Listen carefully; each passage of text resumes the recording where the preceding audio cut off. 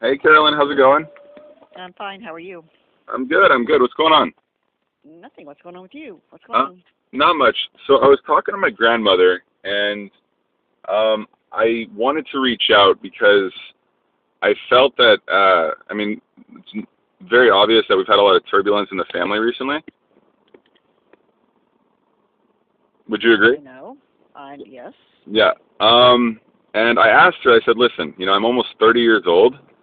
I think it would be a very smart decision, to inform, me, my brother, and my sister, who are the only offspring, the only blood descendants of, what's going on with our family's financial situation." She told me that, she has to ask you, that I guess you're her advisor for certain things, and I just kind of want to know what you thought about that. Well, I'm really not the advisor. She's got sole response. I mean, those trusts are totally under her control. I don't sign on them. I don't do anything with them. So you're going to have to get that information from her. Right. Yeah, and she said that she has to ask you about it. No, I no, no. okay. No, she doesn't. She doesn't have to ask me. I mean, I take care of her personal things, Uh-huh. and the trusts are totally under her control.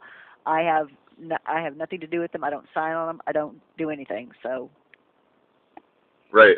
Um, I mean, the trusts were set up by your grandmother and your grandfather, and that's all I know. okay. I mean, the thing is, like, the reason I'm asking, and so, like, the only reason I'm calling is because she said that she needs to ask you, and I'm free to call you. Um, No, okay. she's Well, she's confused. okay. And which might be true. I don't know, but I just But I think you should try to make peace with her, though, because she's not going to give you any information. I understand. So what I mean, not that you obviously you're not like a member of the family, and it's kind of like a an outsider's perspective. I mean, what do you think? Like, what do you think we did, quote unquote? If there was like some sort of wrongdoing that would cause us to not be in her good graces. I don't know. I hear so many different things from so many different people. I don't know Well, what to believe anymore. I think transparency and communication is probably a good thing. I didn't, I don't think I did anything wrong. I think, spending 3 or 4 years of my best years at Blum's, I gave a good effort, forward. The business, without a doubt, has lost over $1 million. I think $1 million is a very conservative. I think that's actually a poor estimate. I think it's probably closer to 2 million. And what I mean by that is, overhead, property taxes, expense, time spent, opportunity cost for what the money, like that trust money, could have been applied to if it would have applied to anything even remotely profitable. So I think it's been a bad decision all along. And I think just because I don't want to be a part of it, especially after my dad had a heart attack and, almost died, I think that says a lot. And I think, maybe she is confused, maybe she's not making the right decision, but I don't owe my life to the Blum family just because I don't want to work at a failing furniture store.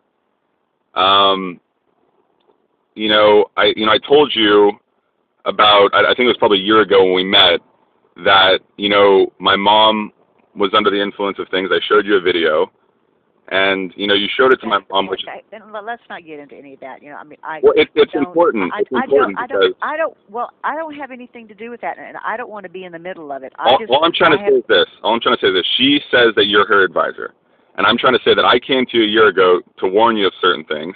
And since then, my dad has had a heart attack, my parents are divorcing, and my mom spent the night in jail for an assault on my sister. Well, she didn't assault your sister, and you know that. That's not true. Oh, Because she's assaulted a lot of Jason, us over the years.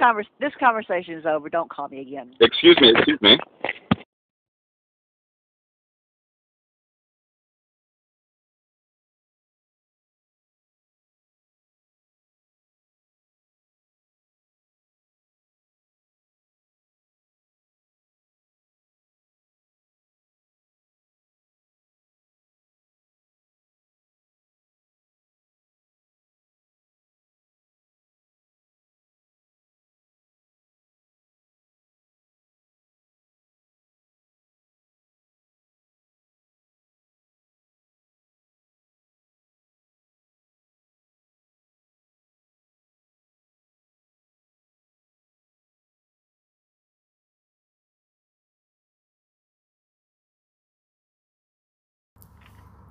Good morning, Carolyn Morgan. Hey, Carolyn, how are you? It's Jason.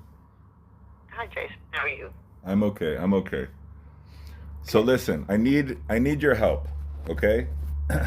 And I will say this, just in terms of like full disclosure, I'm not pleased with anyone's actions here, but I don't think you were evil, so I'm not blaming you, okay? I just think some people were a little bit negligent. But my question is this. Basically, I'm trying to start a case against Fidelity based on this premise that whoever invested in Blum's 2.0 should not have. Meaning they should not have been enabling my mom, with money while also like handicapping me, my brother, and sister. Um, so my question is this. Who was it Fidelity that was giving my mom the checks to buy like the initial inventory and that kind of put us into this hole, or was it Prosperity? Can you talk to me about this, or? I have no idea. I have no idea. Hello? Yeah, I'm here. I'm here. Okay. No, I have no idea who's given her anything. I mean, Well, she didn't have the money to do it on her own. well, I don't know where she got it. I mean, Jason, I don't know how she got the money. Okay. Um,